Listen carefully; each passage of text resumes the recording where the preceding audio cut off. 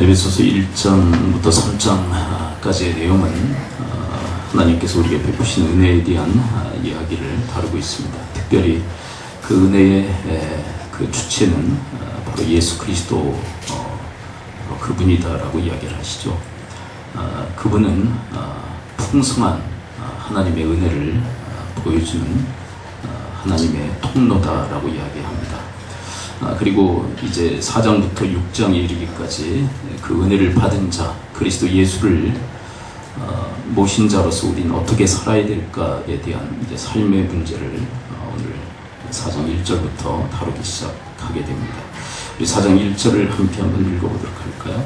그 은혜와 또 하나님의 사랑을 받은 자로서 어떻게 살아야 할 것인가에 대한 문제, 4장 1절을 함께 한번 읽어봅니다. 4장 1절 시작.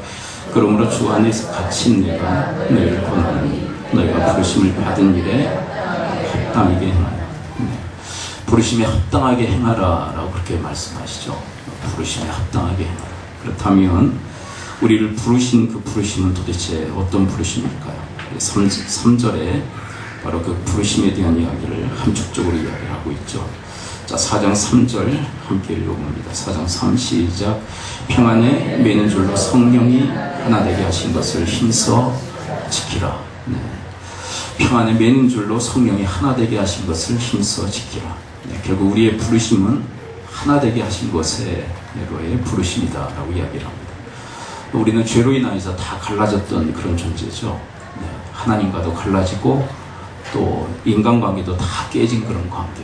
네, 죄 때문에, 죄의 문제 때문에 다 이렇게 둘로 갈라진 그런 존재였다고 이야기합니다. 그런데 우리의 평화가 되신, 우리의 화평이 되신 예수 그리스도께서 이 땅에 오셔서 십자가의 피로 바로 우리의 죄를 다 사하시고 하나님과 그리고 우리의 관계로 회복시키셨다. 하나된 관계로 하나님께서 회복시키셨다고 이야기를 하죠. 그런데 이것이 예수 그리스도의 평안의 복음인데 이것을 구체적으로 우리에게 적용하시는 분이 바로 성령님이시에요.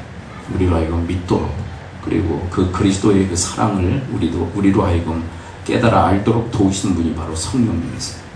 그래서 3절에서 이렇게 표현되어 있죠. 성령의 매는, 평안에 매는 줄로 성령이 하나 되게 하신 것. 하나 되게 하시는 그 그리스도의 복음을 우리에게 적용하시는 분이 성령님이시기에 바로 성령이 하나 되게 하셨다라고 이렇게 표현하고 있는 것이죠. 우리는 하나로 부르심을 받았습니다. 우리가 하나 되기 위해서 힘쓰는 게 아니라 이미 우리는 하나가 되었다라고 그렇게 말씀하시죠. 그래서 그 하나 된 것을 힘써 지켜라. 이것이 부르심에 합당한 삶이다라고 이야기합니다. 자, 우리의 부르심은 어떤 부르심이에요? 네, 하나의로의 부르심이다라고 얘기해요. 하나의로의 부르심. 자, 그리고 4절, 5절, 6절에 보게 되면 우리의 부르심이 온통 하나됨이다라고 이야기를 하시죠. 자, 4절을 한번 읽어볼까요? 우리의 부르심은 온통 하나이다라고 얘기를 합니다. 자, 4절 함께 읽어봅니다. 시작. 몸이 하나요 성령도 한 분이시니 이와 같이 너희가 부르심의 한 소망 안에서 부르심을 받았는데. 자, 몸도 하나다. 그리고 성령님도 한 분이다. 그리고 한 소망 가운데 우리가 부르심을 받았다. 이 온통 하나됨 부르심이다. 자, 5절을 또 볼까요? 5절에 보면 또 이것도 하나다. 자, 5절 함께 읽습니다. 시작. 주도 한 분이시오 믿음도 하나요 세례도 하나요. 네, 주님, 우리가 믿는 주님도 한 분, 믿음도 하나, 우리가 예수 그리스도의 이름으로 세례받잖아요. 그 세례도 하나. 자, 또 6절을 볼까요? 6절. 자, 6절 시작. 하나님도 한 분이시니 곧 만유의 아버지시라. 만유에 계시고 만유를 통일하시고 만유 가운데 계시다. 하나님도 한 분이신데 이 하나님은 만유, 세상을 통일하시는, 하나 되게 하시는 분입니다. 결국 우리의 부르심은 온통 하나 됩니다라고 이야기를 하시죠. 네, 우리를 부르신 바로 그 하나님도 하나 되신 분. 네, 성부, 성자, 성령 하나님도 한 분 아니세요? 네, 그리고 우리가 믿는 하나님도 한 분이시더라. 네, 그렇게 우리의 부르심은 온통 하나 됩니다라고 이야기합니다. 이 부르심에 합당히 행하라. 부르심에 합당히 행하라. 자, 그렇다면 이 부르심 하나됨에 합당히 행하는 삶은 뭘까요? 4장 2절을 함께 주목해 볼까요? 4장 2절. 자, 이 하나되게 하셨는데 이 하나됨에 합당한 삶의 스타일. 자, 4장 2절 네 가지를 얘기하고 있어요. 네 가지 한번 찾아보시기 바랍니다. 4장 2절 시작. 모든 겸손과 온유로 하고 오래 참음으로 사랑 가운데서 서로 용납하고. 자, 네 가지 찾으실 수 있으시겠죠? 자, 부르심에 합당한 삶은 뭐예요? 자, 겸손. 두 번째, 온유. 세 번째, 오래 참음. 네 번째는요? 네, 사랑으로 용납하는 것. 한마디로 요약하면 용납하는 것. 이 네 가지가 바로 하나 되게 하신 것을 힘써 지키는 삶. 네, 그리고 이것이 부르심에 합당한 삶이다 라고 이야기를 합니다. 자, 첫 번째, 겸손이 필요합니다. 우리한테 겸손이 있어요. 겸손이 뭘까요? 겸손은 두 가지 차원에서 성경은 이야기를 합니다. 자, 겸손이 뭐냐면 다 하나님이 하셨습니다. 자, 한번 고백해 보겠습니다. 다 하나님이 하셨습니다. 그래서 은혜에 대한 확증이죠. 이 은혜에 대한 인정이죠. 나의 삶은 바로 하나님의 은혜로 된 것입니다. 근데 교만이 뭘까요? 교만. 자, 겸손이 하나님께서 다 해주신 것입니다. 은혜에 대한 인정이라면 교만은 뭘까요? 교만은 다 내가 한 것입니다. 그래서 공로주의로 빠지는 것. 그것이 바로 교만입니다. 자, 여러분들은 겸손의 인생을 살아갈 수 있게 되기를 축복합니다. 모든 것 하나님의 은혜로 된 줄 알고 감사하며 살아가는 삶. 근데 다 내가 했다라고 생각하면 공로주의에 빠져요. 이 공로주의가 참 신앙생활을 힘들고 어렵게 만듭니다. 어떤 그 자원봉사 합창단 지휘자가 그런 얘기를 해요. 자원봉사에서 합창단원이 된 사람들만큼 말 안 듣는 사람들이 없을 정도다. 제일 말 안 듣는다. 이게 페이를 받고 돈을 받고 합창단원이 된 사람들은 그래도 지도를 잘 받는다는 거, 말을 듣는다는 거. 그런데 자원봉사에서 합창단원이 된 사람들은 말을 안 듣는데 이유가 뭘까요? 자, 아까 말씀드렸죠. 이 사람들은 뭐해서 합창단이 됐어요? 페이로 돈 받아서 된 게 아니라 뭘로 했어요? 자원했어. 그러니까 누가 했다고 생각하는 거예요? 내가 혜택을 지금 주고 있다. 이런 공로주의에 빠지니까 말을 안 듣는 거예요. 여러분, 신앙생활도 좀 마찬가지로 생각해요. 여러분들 중에는 내가 예배 나와줬다 이렇게 생각하시는 분들도 계신 거예요. 내가 예배 나와줬다. 내가 예배 참석해줬다. 내가 여러 가지 봉사일을 해줬다. 내가 사역해줬지 않냐. 이게 내가 했다는 거예요. 내가. 이 공로주의에 빠지면 누구의 지도도 안 받아요. 누구의 지도도 안 받아요. 근데 그런 위험성이 우리에게 있다는 거 아세요? 그 누구의 말도 안 들어. 그런데 모든 것이 하나님의 은혜로 된 줄 알고 감사함으로 신앙생활을 하는 사람은 누구의 말이건 잘 들어요. 누구의 말이건. 여러분들이 자원봉사를 하건 무슨 일을 하건 여러분들은 하나님이 주신 은혜에 감사함으로 행하실 수 있게 되기를 축복합니다. 이 공로주의에 빠져버리면 결국은 하나님 말씀도 안 들어요. 내가 했는데 왜 하나님 말씀을 들을 이유가 어디 있겠어요? 제가 한동안 이 노예에서 여러 가지 사역들을 감당했어요. 여러 가지 사역들을 감당하는데, 근데 뭐 사역 그 와중에 항상 이렇게 껄끄럽게 하시는 분이 계세요. 일에 대해서 이게 뭐 저뿐만이 아니라 일하는 일꾼들에 대해서 계속 비판하고 비난하는 분이 계세요. 제 마음속에 이런 서운함이 들더라고요. 이거 돈 받고 하는 거 아닌데 자원봉사하는 건데 저렇게 싫은 소리 들으며 일을 해야 될까? 자, 이 마음이 어떤 마음이에요? 겸손한 마음이에요? 교만한 마음이에요? 교만한 마음이에요. 왜냐하면 이게 내가 했다고 생각하는 거예요. 내가 자원봉사하는 건데 왜 이렇게 잔소리가 심할까? 근데 어느 날 하나님과 진지하게 기도하는 중에 주님이 그러시더라고요. 말을 들어라 그러시더라고요. 말을 들어라. 야, 네가 그런 비판의 소리를 수용할 수 있다면 누구에게 유익이겠니? 네가 자원봉사하는데 왜 그런 싫은 소리 할까? 그리고 받아들이지 않으면 손해보는 사람은 누구겠니? 아니, 그 말을 들을 수 있다면 누구에게 유익이 되겠니? 곰곰이 생각해보니까 그 비판의 소리도 수용하고 용납하면 저에게 유익이 되더라고요. 그 다음부터는 생각을 바꿔먹었어요. 자원봉사하니까 이래라 저래라 하지마 이런 생각을 가졌는데 그런 말이라 내가 들어야 되겠다 생각하니까 제가 발전하더라고요. 여러분, 우리의 모든 것은 하나님의 은혜로 된 줄 믿고 감사함으로 행하실 수 있게 되기를 축원을 드립니다. 그러면 지도자들이 뭐라고 얘기하면 들을 수 있잖아요. 하나님이 뭐라고 말씀하시면 우리가 순종할 수 있잖아요. 그렇죠? 우리가 공로주의, 공로주의, 내가 했다라고 생각하는 거 얼마나 힘들고 어렵게 만든지 몰라요. 저희 그 연합해서 사역하는 캄보디아 국제학교가 있지 않습니까? 국제학교에 단기 선교사들이 들어가기 전에 우리 그 이사회, 후원 이사회에서 교육을 하고 보내요. 근데 제가 맡고 있는 파트가 있어요. 교육 파트. 뭐냐면 단기 선교사의 정체성에 대한 이야기를 다뤄요. 근데 거기서 항상 이 단기 선교사들에게 강조하는 게 뭐냐면 공로주의로 들어가면 큰일 난다. 거기에 계신 선교사님 얘기 듣지 못하게 된다. 내가 자원해서 여기 와서 봉사하는데 왜 이래라 저래라 그러냐 그러면서 선교사님 말 듣지 않게 된다. 결국 하나님 말씀 듣지 않게 된다. 감사함으로 이 사역을 감당해요. 선교사님이 뭐라고 그러면, 장기 선교사님이 뭐라고 그러면 다 듣고 그대로 순종하고 따라요. 단기 선교사의 정체성이다. 그 얘기를 항상 강조해요.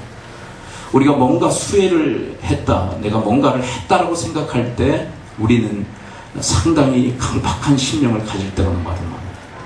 내가 했다고 생각할 때 우리는 하나님 말씀도 더 나가서 그 누구의 말도 듣지 않는 그런 다친 인생을 살아가게 돼요. 그러므로 사랑하는 성도들, 이 겸손의 태도, 모든 것이 하나님의 은혜로 되었다는 사실을 기억하고 감사함으로 여러분들의 삶을 수행할 수 있게 되기를 축복합니다. 자, 그 다음에 두 번째, 겸손의 의미는 뭘까요? 겸손이라는 것은 종이 되어 섬기는 삶을 말합니다. 여러분, 겸손에 대해서 드라마틱하게 우리에게 보여주신 예수 그리스도의 삶을 우리는 잘 기억하죠. 하나님과 동등됨을 취할 것으로 여기지 아니하시고 종의 몸을 입고 이 땅에 오셔서 죽기까지 복종하신 그리스도의 삶, 이것을 일컬어 겸손이라고 주님은 이야기했어요. 그리고 손수 예수님께서는 허리를 동이시고 제자들의 발을 닦아주시는 모범을 보이시지 않으셨던가요? 네. 최후의 만찬, 그리고 십자가를 앞에 놓고 그들은 함께 만나게 됩니다. 근데 그 누구도 자원해서 다른 사람을 섬기려고 하는 사람이 없었어요. 네. 다 누군가 닦아주겠지라고 생각했어요. 그때 나서신 분이 바로 예수 그리스도예요. 그리고 허리를 동이시고 손수 제자들의 발 하나하나씩을 다 닦아주신 예수 그리스도. 여러분, 이것이 바로 진정한 겸손의 모델인 줄을 믿습니다. 예, 겸손의 겸손. 네. 여러분, 우리가 부르심이 합당한 삶, 하나 되게 하신 것을 힘써 지키기 위해서는 이 종이 되어 섬기는 그리스도의 본을 따라야만 할 줄을 믿습니다. 예. 다 섬김을 받으려 하면 교회는 참 고통스럽게 돼요. 근데 다 낮아져서 섬기려고 한다. 네, 저마다 각자의 분량대로 낮아져 섬기려고 한다면 교회는 온전한 하나를 이루게 되어줄 줄 믿습니다. 자, 그렇다면 하나님께서 이런 섬김의 사역, 겸손해서 섬김의 사역을 감당케 하시기 위해서 하나님이 허락하신 게 뭘까요? 자, 11절을 함께 읽어볼까요? 11절. 자, 4장 11절. 자, 우리 한 목소리로 함께 읽어보도록 합니다. 11절 함께 읽습니다. 시작. 그가 어떤 사람은 사도로, 어떤 사람은 선지자로, 어떤 사람은 복음 전하는 자로, 목사와 교사로 삼으셨습니다. 이 본문에 기록되어 있는 이 직분 중에는 지금은 존재하지 않는 직분도 있어요. 근데 현존하는 그런 직분도 있고요. 근데 이 사람들, 이 직분군은 누구를 의미하느냐면 교회의 지도자들을 의미합니다. 자, 이 섬김의 사역을 감당케 하시기 위해서 하나님이 허락하신 게 뭐예요? 좀 폭넓게 얘기한다면 교회의 직분들을 허락하셨다. 네. 자, 직분은 뭐 하라고 허락하신 거예요? 직분 뭐 하라고? 섬기라고. 네. 결코 굴림의 자리가 아니라 섬김의 자리라고 주님은 이야기했어요. 네. 근데 이 사람들을 보게 되면 다 영적 지도자들이에요. 영적 지도자들. 특별히 하나님은 이 섬김의 사역, 이 섬김의 사역에 본이 되게 하시기 위해서 교회에 이 영적 지도자들을 허락하신 줄을 믿습니다. 자, 그런데 이 영적 지도자들이 수행하는 사역이 12절에 기록되어 있어요.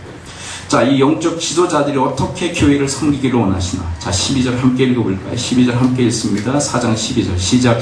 이는 성도를 온전하게 하여 봉사의 일을 하게 하며 그리스도의 몸을 세우려 하십니다. 자, 3단계로 이루어집니다. 첫 번째는 성도를 온전하게, 두 번째는 봉사의 일을 하게 하여, 세 번째는 그리스도의 몸을 세우는 것입니다. 자, 첫 번째 뭐가 강조되어지고 있어요? 사람이 온전해지는 것에 강조점을 두고 있어요. 여러분, 봉사의 일을 하게 하기 전에 먼저 사람을 온전히 세우라, 이것이 강조되어지고 있어요. 왜 그럴까요?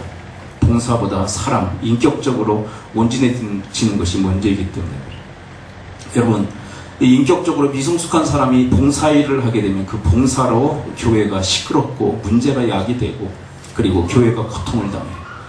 여러분, 교회를 고통스럽게 만드는 대부분의 사람들이 봉사하는 사람들 가운데서 나타난다는 거 아세요? 교회에서 아무 일도 않는 분들은 아무 일도 일으키지 않아요. 근데 교회에 큰 고통을 가중시키고 이 교회의 수많은 문제를 야기시키는 사람들이 누구냐? 봉사하는 사람들 중에 나와요. 근데 왜 그 봉사자들이 교회를 고통스럽게 만들까요? 인격적으로 미성숙하기 때문에. 그래서 봉사의 일을 하기 이전에 무엇보다도 온전한 사람이 되는 것이 먼저다라고 말씀하십니다. 그렇다면 여러분, 온전한 사람을 세우기 위해서는 어떻게 될까요? 13절을 함께 읽어볼까요? 자, 성도를 온전케 하기 위해서는 어떻게 될까? 13절 함께 읽습니다. 13절 시작. 우리가 다 하나님의 아들을 믿는 것과 아는 일에 하나가 되어 온전한 사람을 이루어. 자, 우리가 온전한 사람이 되기 위해서는 어떻게 된다고요? 하나님의 아들은 누구를 가리킬까요? 바로 예수 그리스도를 믿는 일과 그리고 아는 일에 하나가 돼요. 결국 예수 그리스도를 믿음으로 먼저 영접해야 됩니다. 그래야만 인격적 성숙이 그때부터 비로소 일어날 수 있다. 자, 그리고 예수 그리스도를 영접한 이후에 그리스도 예수를 알아야 된다. 자, 예수 그리스도를 알아야만 그분의 형상을 닮아갈 수 있다. 온전해질 수 있다. 여러분, 여러분과 저에게 지혜와 계시의 영을 더욱 허락하시사 그리스도 예수를 더욱 깨달아 아는 심령들이 다 되어지시기를 축복합니다. 그런데 이 역할을 누가 감당하는 거예요? 성도들로 하여금 예수 믿도록, 그리고 예수 그리스도를 더욱 알도록 돕는 자들이 누구라는 거예요? 영적 지도자들이 바로 그 일을 감당해야 한다. 자, 그런데 믿고 아는 일에만 우리가 하나가 된다고 성숙이 일어나는 것은 아니다라고 얘기합니다. 15절을 읽어볼까요? 자, 믿고 알고 또 뭐 해야 될까? 15절 함께 읽습니다. 15절. 자, 15절 함께 읽어볼까요? 15절, 4장 15절 시작. 오직 사랑 안에서 참된 것을 하여 범사에 그에게까지 자랄지라. 그는 머리니 곧 그리스도라. 그 다음에 행해야 될 게 있다라고 얘기하세요. 사랑 안에서 참된 것을 행하라. 자, 믿고 알고 그 다음에 행하라. 근데 뭘 행하라고요? 사랑 안에서 참된 것을 행하라. 그런데 여러분, 사랑 안에서 참된 것을 행하라는 것은 바로 사랑을 행하라라는 거예요. 근데 누구의 사랑을 행하라는 것일까요? 우리가 지난주 3장 18, 19절에서 그리스도의 사랑에 대해서 배웠죠. 바로 그 사랑을 행하라라는 것이에요. 자, 3장 18절 19절로 한번 돌아가 보도록 합니다. 3장 18절 19절.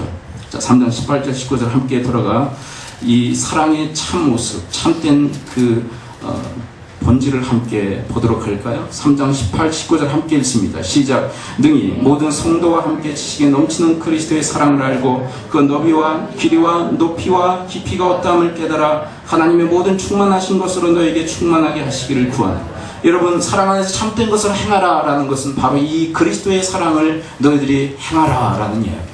그리스도의 사랑을 행하라. 그 넓은 그리고 길고 높고 깊은 그 그리스도의 사랑을 행하라.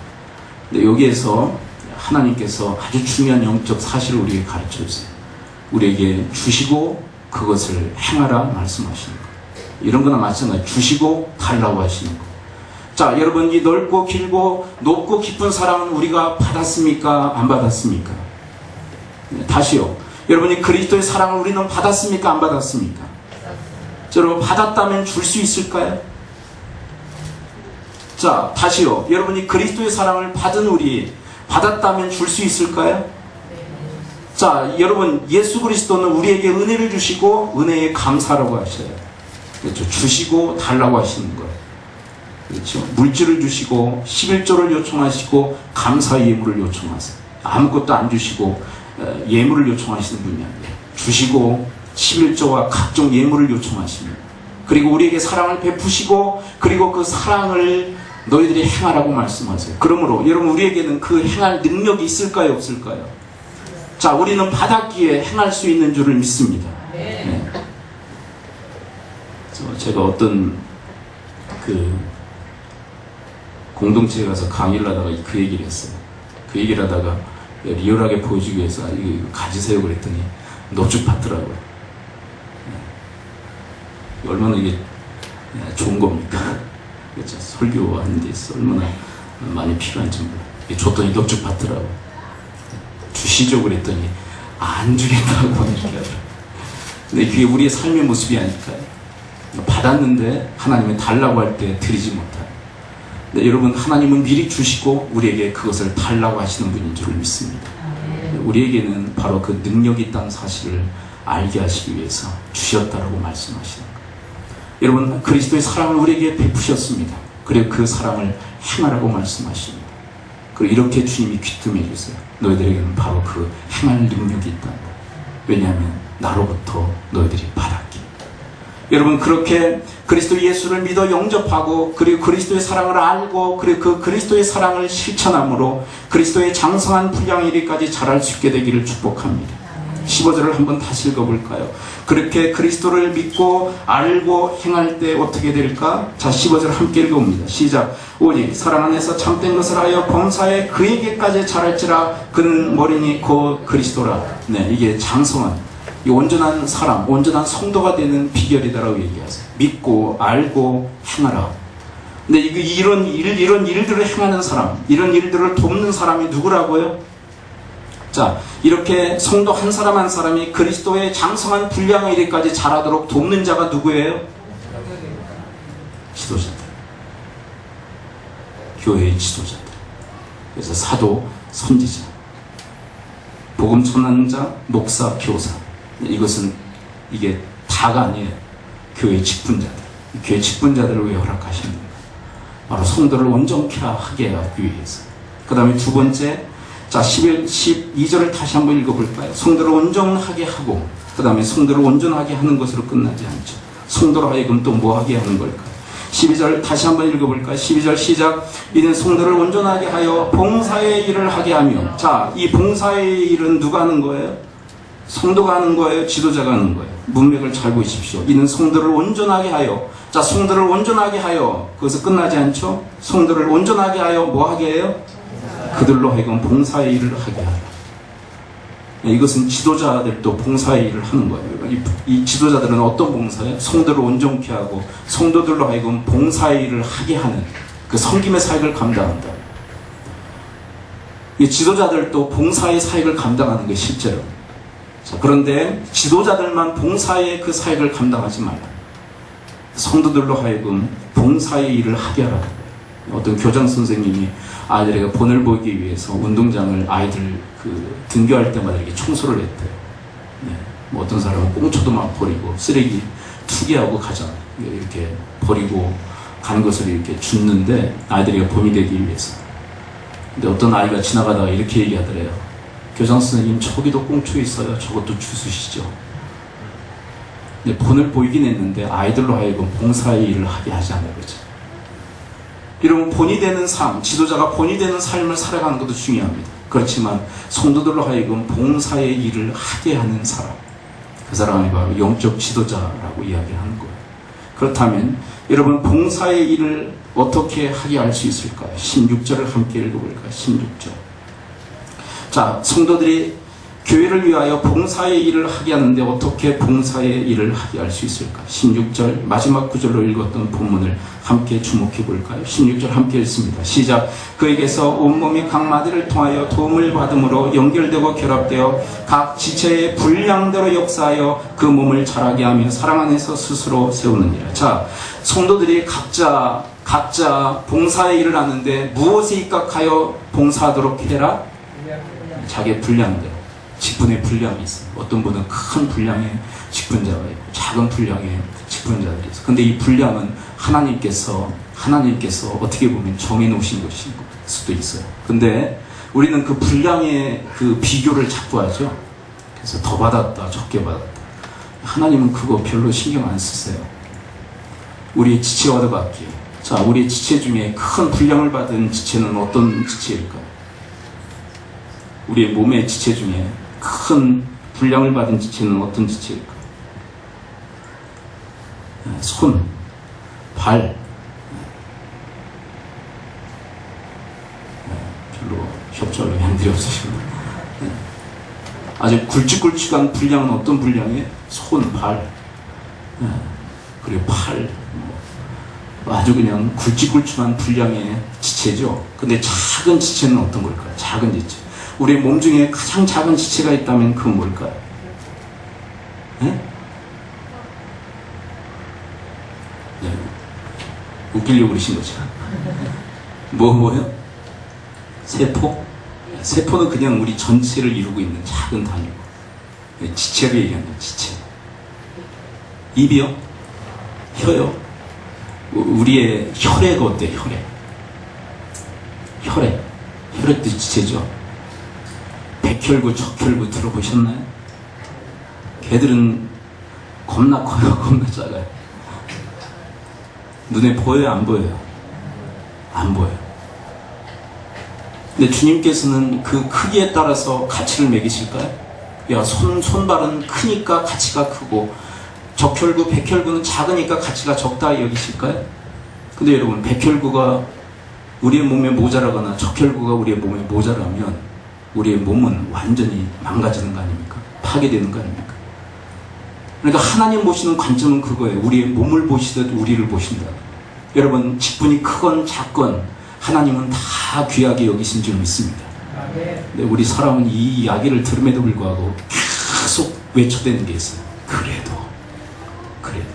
그래도가 뭐예요? 하나님은 크건 작건 다 귀하게 여기시고 분량에 따라 사역하기를 기뻐하신다는 거예요. 그런데 여기에 아주 중요한 말씀이 있어요. 뭐라고요? 난 크다 작다 그거 자랑하지 말고 뭐라고 얘기하세요? 분량에 따라 사역하시기를 축복합니다. 여러분, 장로님들은 장로님의 분량의 크기만큼 사역하시기를 축복합니다. 장로님들 아멘 하세요. 권사님들은 권사님들의 분량에 맞게 여러분들이 사역하시기를 축복합니다. 여러분, 서리집사님은 서리집사님에 맞게끔 그 분량에 맞게끔 사역하는 거예요. 그리고 어떤 사람들은 또 은사에 따라 은사의 분량이 또 달라요. 은사의 그 다양한 그런 다양성을 가지고 있어요. 자기 은사에 따라서. 그리고 어떤 분들은 또 재능에 따라서 각자의 재능이 다 달라요. 그리고 어떤 분들은 역량에 따라서 역량의 크기가 또 달라요. 재물의 역량을 하나님이 허락하시는 그 영역이 다 달라요. 어떤 분들은 역량을 크게 하시고 어떤 분들은 작게 하시고. 그래서 여러분, 재물은 은사예요. 은사. 내가 떼돈을 벌고 싶다고 해서 떼돈을 벌게 되는 게 아니에요. 하나님이 감당할 만한 사람이면 그것을 허락하시는 거예요. 분량에 따라 하나님이 역량을 허락하세요. 그렇다면 여러분, 역량에 따라 사역하실 수 있게 되기를 축복합니다. 절대로 여러분들이 물어서는 안 될 게 있어요. 당신은 얼마만큼 할 것입니까를 물어서는 안 돼요. 사람들한테 절대로 당신은 얼만큼 할 겁니까를 물어서는 안 돼요. 여러분, 사역의 양을 다른 사람에게 맞추면 안 돼요. 여러분들이 이 질문을 하나님께 하셔야 돼요. 하나님, 제가 얼마만큼 해야 할까요? 제 분량은 어느 정도입니까? 여러분, 하나님 앞에 묻고 하나님께서 말씀하시는 그 분량에 따라 여러분들이 사역하실 수 있게 되기를 축복합니다. 근데 그렇게 할 때 중요한 결과 두 가지가 있다라고 성경은 설명하고 있어요. 16절, 그렇게 분량에 따라 사역할 때, 역사할 때 어떻게 되느냐. 자, 16절 한번 다시 읽어볼까요? 시작. 그에게서 온몸이 각 마디를 통하여 도움을 받음으로. 자, 내가 돕는 것 같은데 누가 도움을 받아요? 이게 역설적 메시지예요. 내가 분량에 따라 내가 다른 사람에게 교회의 유익을 안겨주는 것 같은데 그렇게 분량에 따라 사역하는데 누가 도움을 받아요? 그에게서 온몸이 각 마디를 통하여 도움을 뭐라고요? 도움을 행하는 게 아니라 도움을 받는다고 얘기하죠. 이게 역설적 메시지. 우린 분량에 따라서 역사하고 사역하면, 봉사하면 내가 있는 거 더 이렇게 마이너스 되는 거 아닌가라고 생각하는데 하나님은 플러스 되게 하신다는 거예요. 그리고 두 번째 유익이 뭡니까? 16절 다시 한번 마저 다 함께 읽어볼까요? 시작. 그에게서 온몸이 각 마디를 통하여 도움을 받음으로 연결되고 결합되어 각 지체의 분량들이 역사하여 그 몸을 자라게 하며. 여러분, 내가 도움을 받아요.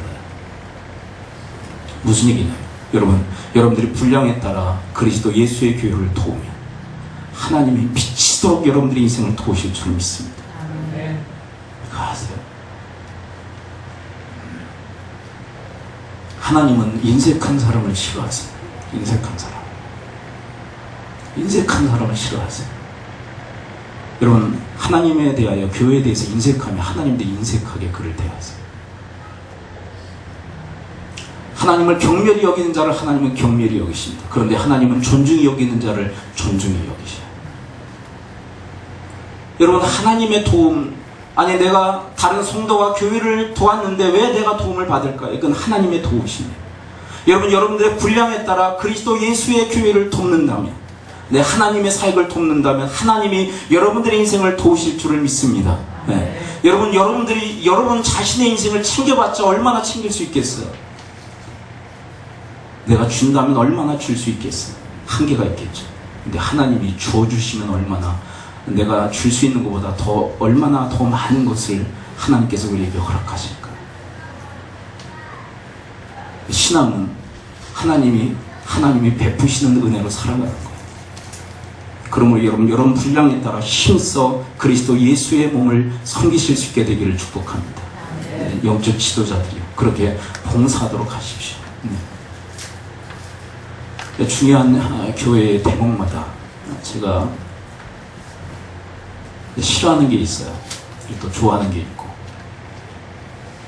여러분들에게 어떻게 보면 봉사를 이렇게 강조하고 요청하는 것을 별로 잘 안 해요.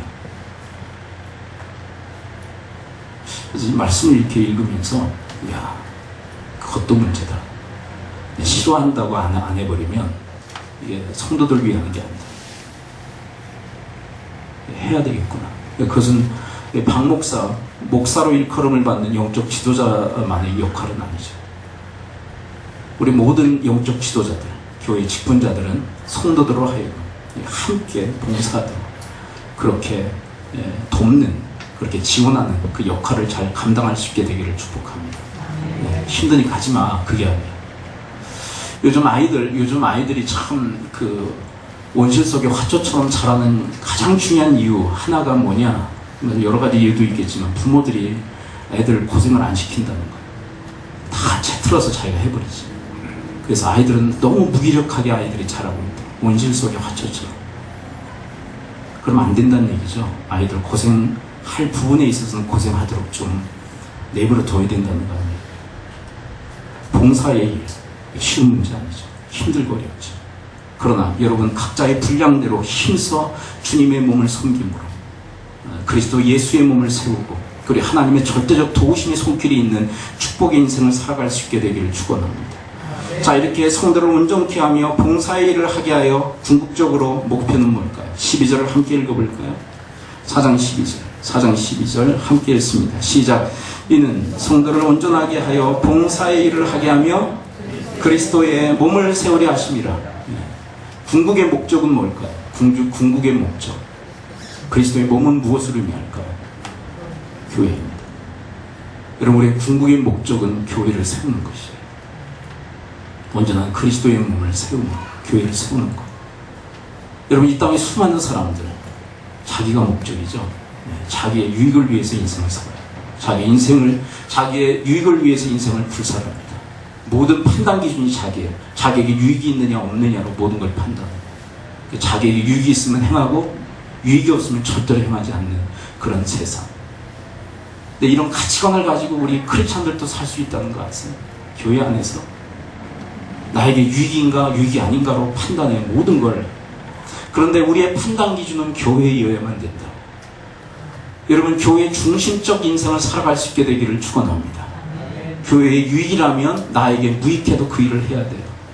여러분, 교회의 유익이라면 나에게 해가 된다 할지라도 그 일을 행해야 돼요. 그리고 여러분, 나에게 유익이 된다 할지라도 교회에 유익이 된다면 그 일은 반드시 행해야만 돼요.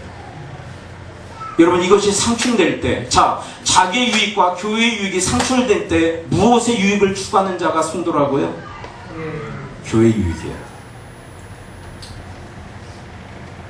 왜요? 우리는 교회를 세우는 자들이기 때문에. 교회를 세우는 자들. 여러분, 어떤 일을 하건 교회를 세우는 일과 관계가 없다면 그것은 다 헛된 일입니다. 교회를 세우지 못했다면 그 일은 다 헛된 일이에요. 왜요? 성도를 온전하게 하고 봉사의 일을 하게 하는 것도 궁극적으로 무엇을 세우기 위한 거예요? 교회를 세우기 위한 거예요. 근데 교회를 세우지 않았다, 교회를 세운 일과 상관이 없다, 그렇다면 그 일들은 다 헛되고 헛된 수고에 불과한 거, 하나님 인정하시지 않겠다. 여러분, 여러분과 저의 인생 속에서 교회 중심의 인생, 그리고 교회를 기준으로 한 그런 삶의 기준점을 가지고 여러분들이 진정한 교회를 세워나가는 그런 주님의 사역자들이 다 되어지시기를 축복합니다. 네.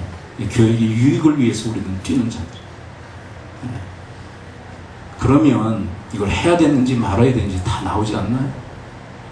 이걸 행해야 될까 말아야 될까?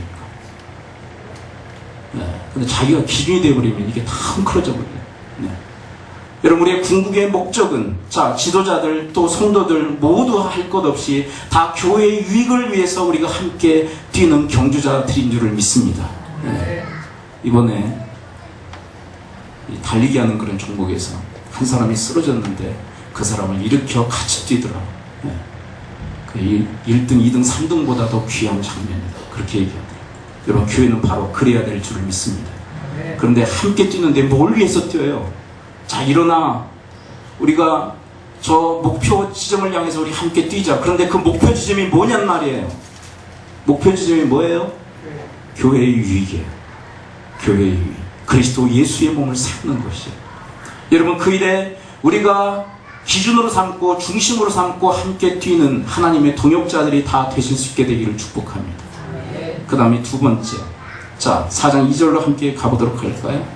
오늘 본문 말씀을 다시 살피기는 좀 그렇고, 자, 오늘 좀 속도를 좀 빨리 내서 4장 2절, 자, 겸손, 그 다음에 두 번째는 뭐죠? 부르심에 합당한 삶은 뭐죠? 4장 2절 다시 읽습니다. 시작. 모든 겸손과 온유라고 오래 참으로 사랑 가운데 서로 용납하고. 자, 온유하라라고 얘기합니다. 근데 온유는 도대체 뭐죠? 온유는 뭐죠? 부드러움이라고 해석하죠. 그런데 최고의 부드러움은 뭘까? 여러분, 에스겔서 36장 26절과 27절에서 이렇게 기록되어 있는 장면을 우리는 보게 됩니다. 앞으로 임할 새 시대의 그 현장을 주님이 이렇게 예언하세요. 너희들에게 새 영을 허락하지. 이 새 영은 누구를 말할까요? 성령님.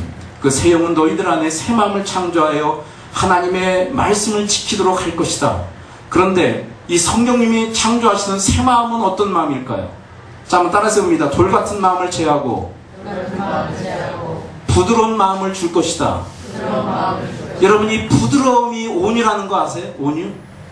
여기서 말씀하시는 이 고기같이 부드러운 마음, 이것이 온유예요. 그 온유한 마음을 주시는 목적이 뭐예요?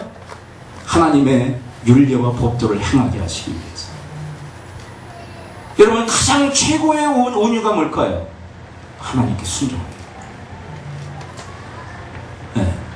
그 다음에 인간관계 속에서 다른 사람에 대한 친절을 베푸는 삶, 그것도 온유의 한 파트이긴 하지만 가장 중요한 골격, 온유의 가장 중요한 골격은 바로 주의 말씀에 순종하는 것인 줄을 믿습니다. 그런데 온유는 이것으로 전부 해석되지 않아요. 온유는 대적을 향해서 용맹스럽게 싸우는 것이다 라고 성경은 또 설명해요.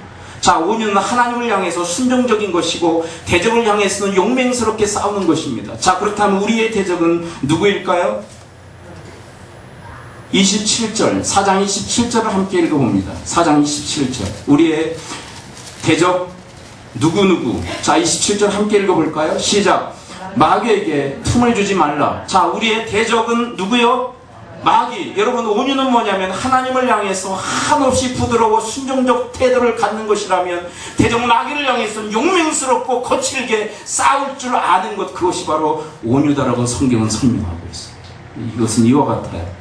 여러분, 우리에게 아주 충성스러운 맹견이 있죠. 맹견. 그런데 여러분, 그 맹견은 주인에 대해서 어떤 태도를 취하죠? 아주 충성스러운 태도를 보입니다. 어떤 경우에서는 주인을 공격하잖아요. 그런데 여러분, 대적, 주인을 공격하는 대적을 향해서는 어떤 태도를 취하던가요? 용맹스럽게 싸우지 않던가요? 그게 온유입니다. 그게 온유입니다. 여러분, 하나님을 향해서는 순종적 태도를 갖고 하나님을 대적하는, 그리고 교회를 무너뜨리려고 하는 사탄을 향해서는 용맹스럽게 싸울 수 있는 것, 그것이 바로 온유인 줄을 믿습니다. 온유는 너무나도 단편적으로 생각하고 있기 때문에 어떤 경우에서는 그냥 부드러우려고만 하는데, 근데 여러분, 대적마귀는 하나됨과 교회를 파괴하기 위해서 얼마나 혈안이 되어 있습니다. 교회를 얼마나 파괴하려고 해. 근데 그 파괴하려고 하는 대적마귀를 향하여 용맹스럽게 싸울 수 있는 것, 그것이 바로 온유다라고 얘기해요. 그래서 여러분, 이 4장 17절부터 32절에 이르기까지 우리가 싸워야 될 그 마귀 사탄의 그 계략, 죄에 대한 문제를 다루고 있어요. 우리는 사탄과 싸워야 됩니다. 죄와 싸워야 됩니다. 그 죄, 그리고 사탄의 그 계략이 뭔지를 낱낱이 기록하고 있는 거예요. 오늘 시간 관계상 이 부분까지는 터치가 어려워요. 그리고 어떻게 그리스도에게 순종할 수 있는가, 우리가 그리스도에게 어떻게 온유할 수 있는가, 그 문제를 다뤄요. 오늘 여기까지 해야 될 것 같아요. 온유까지. 어떤 개주인이 삼복도의 개를 잡아먹기로 결심했어요.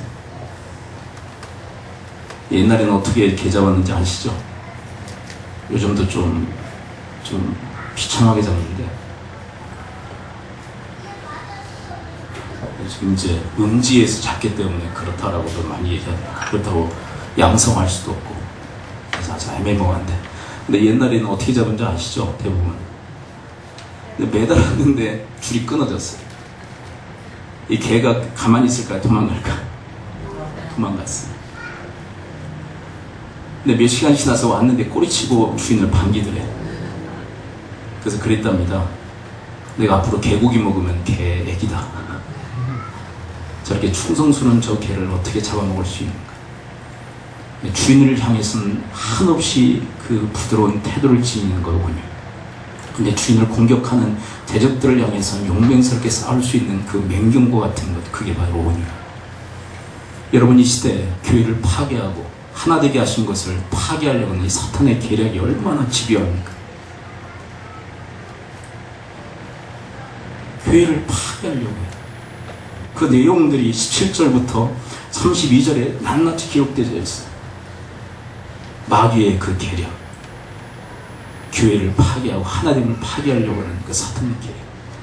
근데 우리는요, 싸울 줄 몰라. 그냥 보고만 있어. 한마디도 안 해. 아무 소리도 안 해. 누군가 하겠지. 다 누군가 하겠지.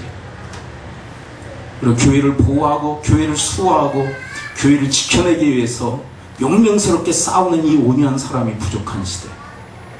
왜 그럴까요? 온유에 대한 오리엔테이션이 잘못됐기 때문에. 여러분, 그리스도를 향해서는 여러분 충성스럽게 주의 말씀에 순종적으로 나갈 수 있게 되기를 축원합니다. 이게 온유예요. 그리고 대적 마귀를 향해서는, 교회를 파괴하고 하나님을 파괴하려고 하는 사탄을 향해서는 여러분 용맹스럽게 여러분들이 싸울 줄 아는 영적 전사들이 되실 수 있게 되기를 축원합니다. 기도하죠. 이 시간 우리 함께 기도할 때, 하나님, 하나 되게 하시고 우리의 힘으로 된 것이 아니라 그리스도의 십자가의 피, 그리고 성령의 적용하심으로 우리가 하나가 되었는데, 그 부르심에 합당한 삶, 겸손, 온유, 오래 참음, 사랑으로 용납하는 삶을 통하여 그 부르심에 합당한 삶을 저들이 감당하도록 저희 모두를 도우시고 인도해달라. 우리 합심 통성으로 주 앞에 기도하도록 하겠습니다. 기도합니다.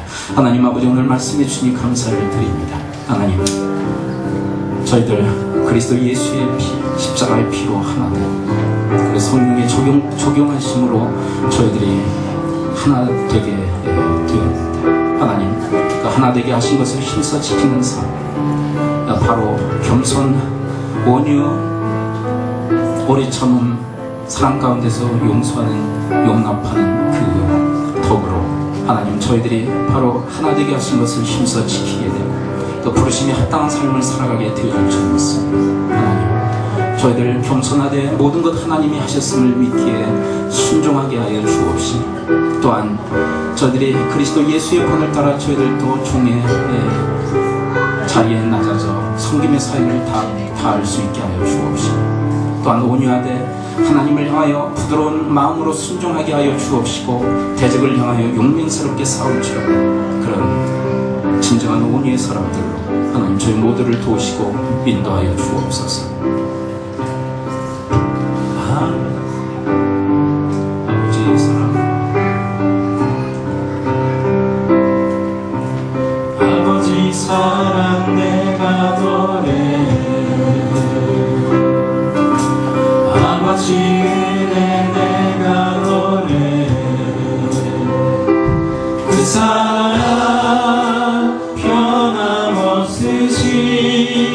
거짓 없으신 성실하신 그 사랑 살아갈 때 꺾지 않으시니 꺼져가는 등불 끄지 않는 그 사랑 변함 없으신 거짓 없으신 성실하신 그 사랑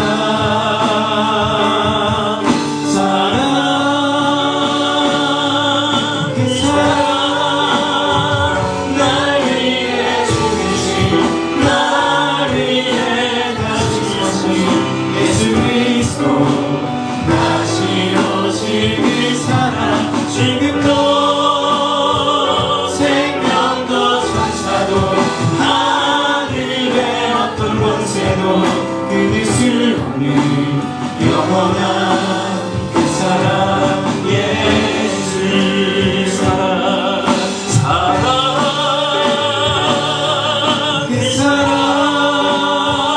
날 위해 죽으신 날 위해 다시 사신 예수 그리스도 다시 오실 그 사랑 죽음도 생명도 천사도 하늘의 어떤 권세도 끊을 수 없는 영원한 그 사랑 예수 하나님, 그리스도의 그 은혜, 하나님의 그 사랑을 받은 자로서 표 안에 맺는 줄로 성령이 하나 되게 하신 것을 힘써 지키는 저희들 되어지도록 인도하여 주옵소서. 모든 겸손과 온유로 행하게 하여 주옵소서. 예수 그리스도의 이름으로 기도합니다. 아멘.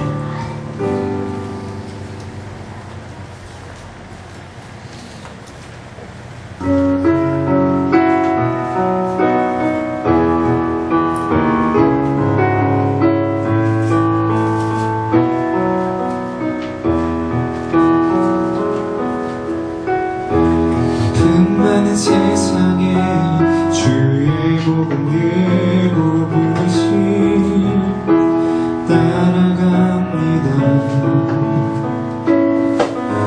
슬픔과 고통이 가득한 이 땅에 눈물을 닦아주려 어쩌면 내 삶이 전혀 돌볼 수 없을지 모르겠지만 나를 보내시고 무너진 그 땅에 내 생명 묻으소서. 주님의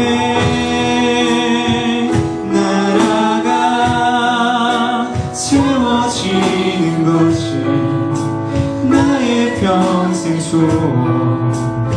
주님의 교회가 이곳에 세워지니 마지막 호흡이 끝이 날 때까지 나는 나가리. 그날에